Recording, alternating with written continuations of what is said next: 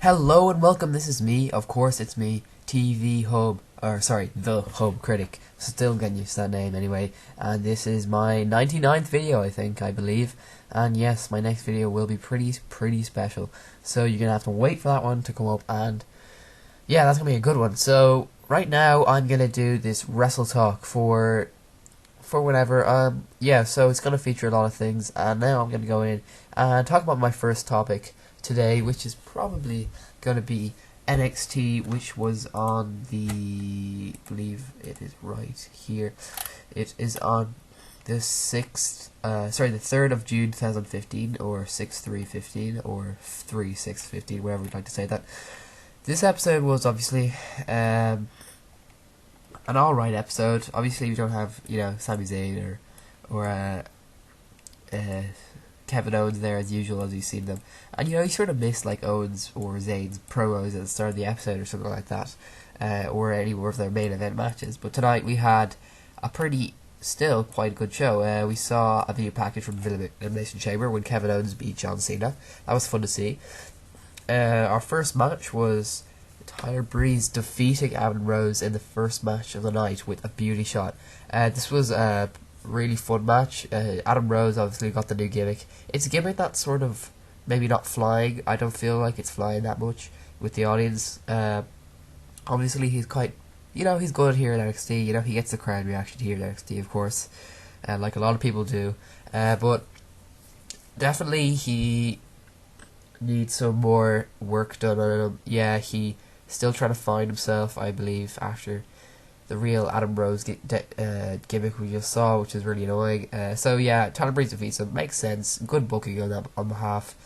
Eva Marie comes out and talks about. It's very funny. She's basically talking about how NXT have the best women's wrestlers. Excuse me, in all of WWE, and yes, makes complete sense. She gets the "You Can't Wrestle" chance from the crowd. Which, yeah, that was something, pretty big chance there. She's going quite over as a heel right there. Even in NXT, it just shows.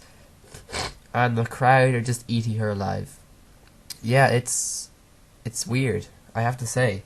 Like, you never thought that, well, she'd come back to NXT, really.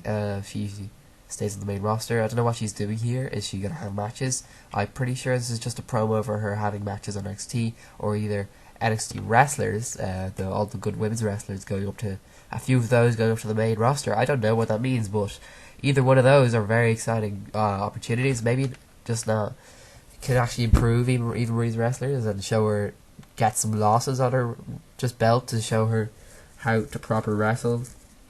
I know she's improving, of course she is, but I haven't really seen her at the moment. I guess that WWE are thinking that they have to sort of, show her, take her off the main roster for a bit, or, get her more experience, I don't know. Not that she does need it though, so that's a good idea for her, on her behalf. What else do we get? Our William Regal announces that Kevin Owens will defend his NXT Championship against number one contender Finn Balor on the 4th of July, live from Japan on the WWE Network. Now, this makes me jealous that I don't have the WWE Network. I would love to have it, but the thing is, I have to have a credit card and all that, and that's just kind of confusing. I did have it for a month, which was good, but this sounds like a very big match, so I think a lot of people are going to subscribe for this, because this whole live event in Japan was sort of slated on this, was sort of shown on this episode of NXT a little bit, just talked about it a bit, and that's pretty much going to be probably the main event of the night, because it's a title match, which sounds amazing if you think about it. Finn Balor gets his title shot, his second title shot against Kevin Owens, but this one is going to be bigger, it's going to be better, and I feel Finn Balor has that crowd there that support him in Japan, hopefully. But Kevin Owens has also been there, so they're both going to have a lot of support, I'd say. And yeah, I think that this one's going to be a close one.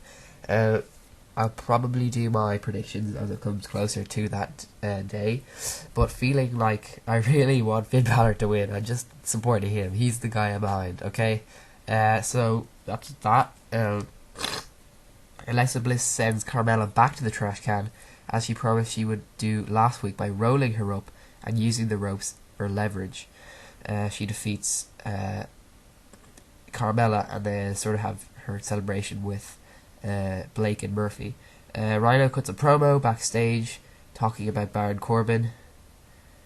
He, tells Finn Balor that his sort of gimmick, the way he has the mind games of Finn Balor, that won't affect the man beast Rhino, and he plans to gore his opponent and move on to the NXT champion.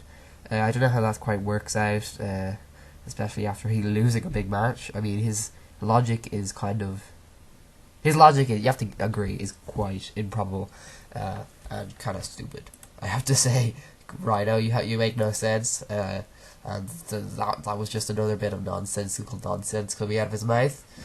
So, yeah, he goes on, and nice build for the main event of NXT, I'm going to say. Let's see. The Vaudevillains return to NXT after a big leave from NXT, and I don't know what they were doing out of NXT at the moment, but of course they're back with a big win over Marcus Louise and Jason Jordan. Jason Jordan has seemed to find his partner in Marcus Louise, but of course at the end of it all, he sort of gave up on Marcus Louise. I think he's going to find someone else. It ended with a whirling dervish, which is of course the usual finish for the Vaudevillains. Glad to see them back. There is a bit of a void in the tag team division at the moment, and I do feel that we do need them here. I never thought I'd say this, but yeah, we sort of do. I mean, the Lucha Dragons, they're gone. I don't know. I just feel it's weird without the Vaudevillains here to fill a bit of a void. And who knows? Could they get a winning streak going again? I don't know. Finn Balor has a nice backstage promo for the Japan.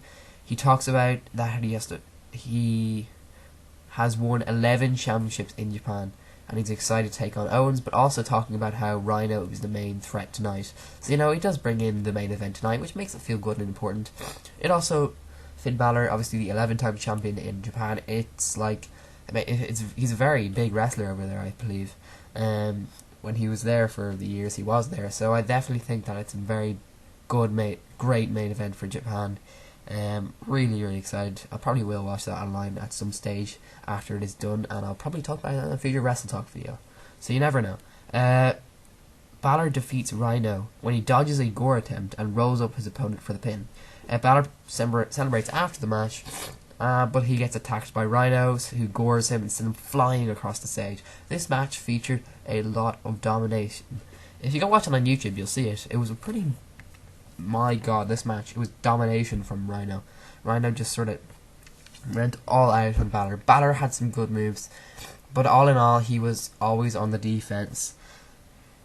And, it did make him feel big and strong, even after the big, gut busters or whatever they were. He definitely recovered, and he went for a good finish, a good reversal finish. So it makes Rhino feel very big. Even that, Rhino really doesn't care about whether he wins or loses, it feels. He, obviously after the match, he gored Balor across the ring. Balor was out for a while, and that makes him feel big, strong, and also some beast that's not going to care whether he wins or loses. Of course, he's going to cause the most pain on the opponent, and that's some sort of gimmick sort of thing. I don't know how he was like in WWE in the past, or ECW, as of course he was, but he's definitely impressing me every week he comes out. And Balor still has a good match with him. Of course there was a big weight difference there, but Balor still has a pretty opportune match. He goes for some outside ring maneuvers, a big jumping flippy thing out to the outside, which is fun. Probably my favourite bit of the match was the ending, of course, with the reversal. You go watch that on YouTube. It was quite a good match, and nice. It was nice and short, but it wasn't boring at all. Of course it's a short match, but anyway, that was our main event of NXT. So NXT turned out to be pretty good. I never say NXT is that bad at all, really. This one was, it was fine. Blah, blah, blah. And I just like when they reveal news like this. Like, obviously, William Regal was coming out quite a lot with news, and this one was no exception to amazing news. Yeah, and obviously the Kevin Owens match there. Anyway, what else did I talk about? Should I talk about Raw? I think I might do in these Wrestle-Talks talk a little bit about Raw, which happened literally last night. I did not watch it, and I do not plan to watch any of these Raws, but I'm just going to basically go through what happened. So it was June 8th, 2015. It was live from New Orleans, Louisiana, and let's see what the results were. We had some good matches, I think. We had a bit of a promo, I believe, with John Cena talking about, Kevin Owens. They would face this Sunday, at, of course, Money in the Bank. I don't know if the titles are online. I don't really care to think about that. I don't want any titles to change hands about now, but there's going to be, hopefully, there might be some disqualification going in. I'll talk about that in my predictions for Money in the Bank. But anyway, Neville will face Kevin Owens for the NXT Championship on that Raw, which sounds like a great match. It probably was. Anyway, we saw the NXT Championship match, Kevin Owens versus Neville, another defense by Kevin Owens, and Kevin Owens defeats Neville. He taunts the crowd, of course, and he hits the pop-up powerbomb, which gets him the win. Cena gives him a polite standing ovation. Owens holds up the NXT Championship, and Cena holds up his United States Championship. So yeah, they're definitely building up those championships even, and that's interesting to see. Of course, I'm going to talk about that later, because I want to do the predictions bit. I'll probably talk about this straight after. I'm going to go into my predictions and my results, of course. Okay, so we see Summer Rae against Nikki Bella, I believe. Nikki Bella wins by pinfall, or rack attack, whatever that is. I just want to see a title change from the NXT, the WWE Divas Championship. That's all I'm hoping for in the Divas division at the moment. We get some dramatic change of hands from Nikki Bella, and of course she's getting so many wins. It's unbelievable. Even the way at WrestleMania she lost in the tag team match.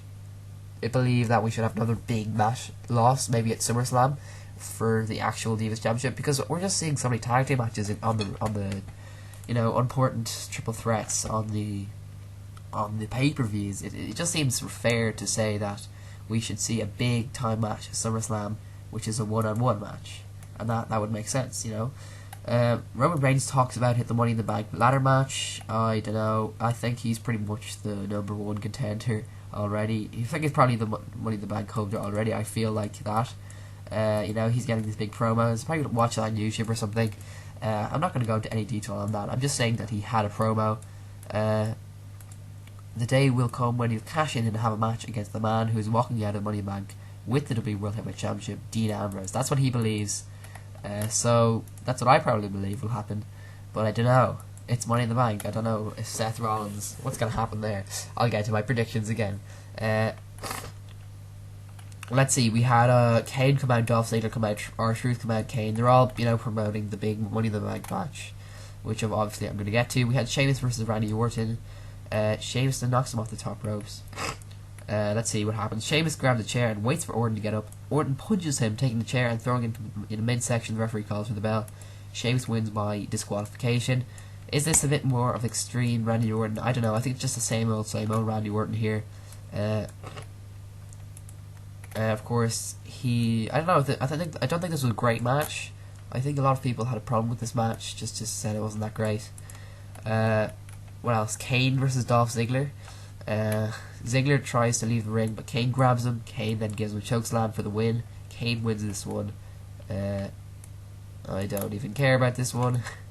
To be honest, I don't even want to talk about that. Dolph Ziggler, unfortunately, he's always in the position where all his love life... I mean, we saw Lana get an ankle injury from Rusev, and now, everything's going wrong for him, it's always his love life that's giving him the biggest problems.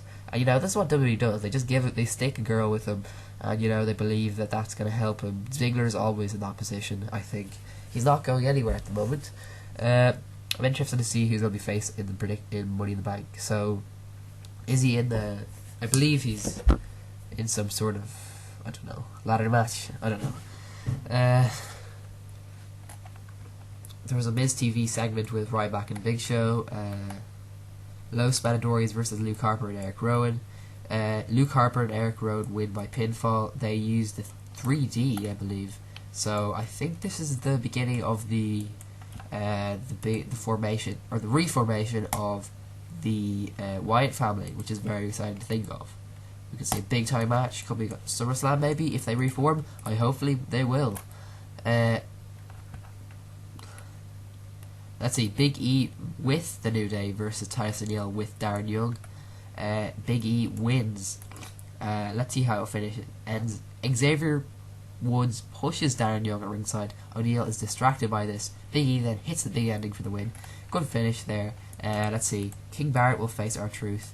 Money in the Bank, which is shown on the kickoff of that, will be done. Kofi Kingston with the New Day versus Roman Reigns. Roman Reigns wins. No surprise there, of course. That makes complete sense. Let's see. Seth Rollins versus J&J Security with Kane.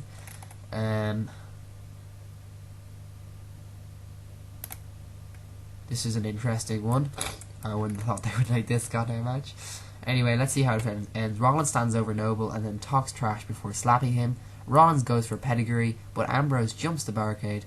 Ambrose throws the championship into the ring, so Rollins lets go. Mercury tags in and rolls Rollins up for the win. I believe Mercury had a good promo on this show. I didn't see it, so I don't know.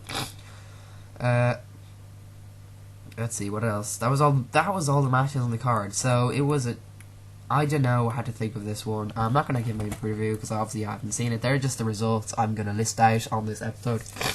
So that's what happened, all leading into the go-home show for Money in the Bank 2015. Speaking of pay-per-views, I'm going to go in and talk about Elimination Chamber results. Obviously, I talked about predictions last time in Wrestle-Talk. I believe, I think one match I did not think of was Stardust against Zack Ryder. Stardust defeats Zack Ryder. In our second match, the New Day defeated the Lucha Dragons, Tyson Kidd and Cesaro, Prime to Players, the Ascension, Los Matadores. And obviously, I didn't actually watch this pay-per-view, unfortunately. I wish I did, but I probably will watch Money in the Bank because that's exciting to think of. But anyway, I did say the New Day would defend, so that's one match I confirmed correctly. The third match of the night was Nikki Bella defeating Paige and Naomi. I believe that Paige or Naomi wins, so I was kind of confused. But anyway, Nikki Bella is still defended, so I believe that she's going to keep it till SummerSlam. That's what I think. Our fourth match, Kevin Owens defeated John Cena. I thought that Kevin Owens would win, so I was correct. Neville defeated Bo Dallas. What did I say about that match? Yeah, Neville obviously won, so 3 matches I've got correctly. Ryback defeated R-Truth, Sheamus, King Barrett, Dolph Ziggler and Mark Henry. So I got that wrong. The last match, Dean Ambrose defeated Seth Rollins with Jamie Noble, Jay Mercury and Kane by disqualification. Very interesting match. Obviously, Dean Ambrose didn't win the WWE World Heavyweight Championship, which we all thought he did. It was a big swerve. So I got that wrong. I only got 3 matches out of 7 correctly, so I'm kind of a fail. And I didn't hear this match. This pay-per-view was amazing. Obviously, the main event sounded pretty good.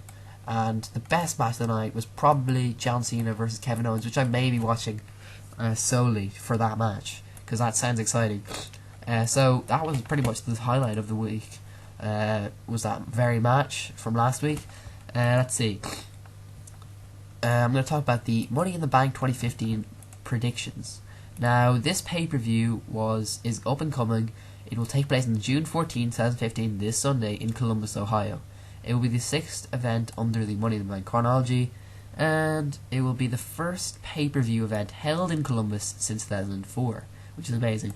And it will be free to new subscribers on WWE's monthly subscription service, the WWE Network. So I'm going to go in and talk about this one. All the matches are confirmed. There's about 7 confirmed at the moment. There'll probably be 8 matches, pre-show match that I don't know about. But anyway, this is the matches that are confirmed. Our first match is R-Truth versus King Barrett. Now this match, I believe, King Barrett is of course the king. I don't know if this is into their rivalry, so I think, believing that in this match, we're going to see win by R-Truth. I believe that R-Truth will win against King Bart. Our second match, John Cena versus Kevin Owens. There is probably going to be some disqualification in this. I believe probably that John Cena will win this match, unfortunately, which is just going to happen. I believe that makes sense in their rivalry, so I don't know whether they're going to have another match after this, but yeah, John Cena is going to defeat Kevin Owens. Third match tonight, Dolph Ziggler versus Neville versus Randy Orton versus Kofi Kingston versus Sheamus versus Kane versus Roman Reigns in the Money in the Bank ladder match for a WWE World Heavyweight Championship match contract. I'm going to name my top 3 predictions for this one. Firstly being, of course, Roman Reigns. Secondly, for a random prediction that's not going to come through, is going to say probably Neville. I think he has more of a chance than Dolph Ziggler, personally. And then the third prediction is I'm just going to say Sheamus, because he's a heel. He could do anything. He's a big time heel. I know he didn't win the Intercontinental Championship. Does that mean that he's going to go for this one? I don't know. Sorry about that. So, fourth match was Seth Rollins as the WWE World Heavyweight Champion versus Dean Ambrose. Seth Rollins is going to defeat Dean Ambrose. Actually, yeah, he will, yeah. That's just my belief in the ladder match there. So, it's another ladder match there. Our fifth match is the New Day featuring Big E and Xavier Woods, the champions versus the primetime players Darren Young and Titus O'Neil. The New Day are going to win. Let's see. Sixth match of the night is Ryback, the Intercontinental Champion, versus Big Show. I don't know how that's going, but I think Ryback's going to defend. I think he's got a good crowd reaction, so that's good for him. Hopefully he doesn't get a good reaction on this pay-per-view as well. Our seventh and final match of the night is Nikki Bella, Divas Champion, versus Paige. Nikki Bella is gonna win. Okay, that was pretty easy predictions from me. I believe that I might get a lot of those right, because I just think it's an easy predictable night, except for some of the main... sorry, it's not. It's actually... The smaller matches are probably more predictable, of course, because we got a Money in the Bank match, so my main prediction is, of course, Roman Reigns, and I think Seth Rollins will definitely defend his title. So, that's all my predictions. Now I'm going to finish up with some rumours from the rumour mill, if I can get any. Let's see. Okay, so, of course, Samoa Joe is going to debut on NXT this week. On NXT, this coming NXT, so I'm definitely excited for that one in his first match. But also, he's signed a full-time deal, but he's still scheduled a team with AJ Styles to take on Frankie Kazarian and Christopher Daniels on the Ring of Honor's television tapings. Of course, he's still competing at Ring of Honor. He is no longer accepting independent dates past August 31st, as he's scheduled to begin working into NXT full-time in September. Until then, Joe will be working with big NXT live events and any other WWE Network specials. So that's interesting, because I thought he would be debuting at NXT. I'm not sure. It's also reported that a name change for Samoa Joe and a main roster spot are reportedly still up in the air. Another key factor is WWE bringing in Samoa Joe in full-time to work at NXT is because of the perceived lack of depth of high-profile stars in the promotion, which I do have to agree with. So with Kevin Owens moving up to the main roster and other top stars such as Sami Zayn and Hideo Itami on the sidelines, WWE felt that they need to bring in another high-profile name on the NXT brand. So there you go. That's pretty much the reasoning for Samoa Joe. A little bit of that in a sort of shallowy look at that. Let's see. Yeah, that's all I'm going to really talk about tonight. In this morning, in this episode of Wrestle-Talk. I have to say, it was a kind of interesting week. Of course, it's jam-packed with pay-per-views and all these matches, but again, it wasn't like any real standout moments. It's just really, I'm going to have a lot more to talk about next week, I can tell you that, because I'm probably going to do my next one on next Monday, so it's Tuesday today, but, next Monday, I'll probably come up straight after that pay-per-view. I'll watch it, maybe. I'll watch another match this week, obviously Kevin Owens versus John Cena from Elimination Chamber, and I'll tell you my opinion. I'll just watch that and I'll see how good that is. Of course, Samoa Joe, I'll watch his match on NXT. I'll see who's the new Money in the Bank holder. Funny to see that briefcase match coming up. So that's pretty much all of WWE this week. SmackDown, of course, being the last one, but I've obviously never watched SmackDown or talk about that. Let's not go into that. Yeah, they're the big. There's not much rumors this week. So that's all I've got to talk about on this episode of Wrestle-Talk. See you all next time. Hope you had a good week, and my next episode ever on this channel is going to be my 100th video, a big podcast. See you all next time.